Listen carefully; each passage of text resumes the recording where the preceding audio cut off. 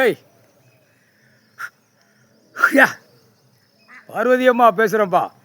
நீதிமன்ற கோர்ட்டில் நீதிமான் அந்த கம்ப்யூட்டர் கணக்கு பெட்டி கணக்கு கம்ப்யூட்டரில் ஏற்றின கணக்கு தப்பாக ஆடுற கணக்கு தப்பு இல்லாமல் கணக்கு ஆடுற கணக்கு எல்லாமே தோண்டி எடுத்துட்டார். தோண்டி எடுத்து இப்போ அந்த கணக்கு வழக்கில் நாங்கள் 2 பேருமே பார்க்கோம். பார்வதி பரமசிவன் கீழே வழக்கு ஆடுறதுக்கும் சிக்கல் வரும்.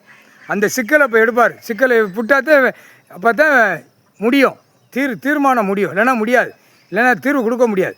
இந்த சிக்கலை இவங்களை முடித்தா தான் அந்த சிக்கலை தோண்ட முடியும். இவனுங்களை பூரா அரசியல்வாதி செஞ்ச கூத்தை வெளியே எடுக்க முடியும். இந்த கணக்கை இப்போ எடுக்கார். முக்கால் சத்தியம் வழக்கறிஞர்கள்லாம் வந்து சரணடையலாம். ஐயா நீதிமான் உட்கார்ந்துருக்கார்.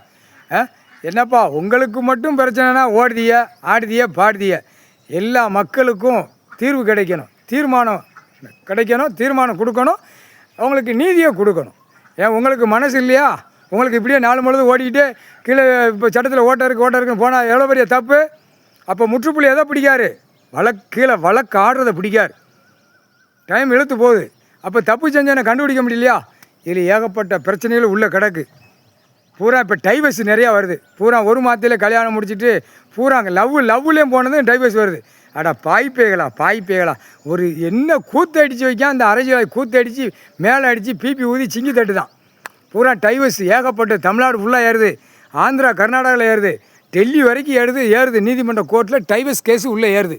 அந்த தீர்வு இவர் தான் பார்க்க முடியும். கல்யாணம் முடிக்கிறது அது என்ன கணக்கு அப்போ தான் அது கொடுக்கணும். இவன் கை ரேகை வாங்கிட்டு இவன் ஜனநாயக ஓட்டு முத்திரை வாங்கி விளாண்டுக்கிட்டு இருக்கான் அரசியல்வாதி.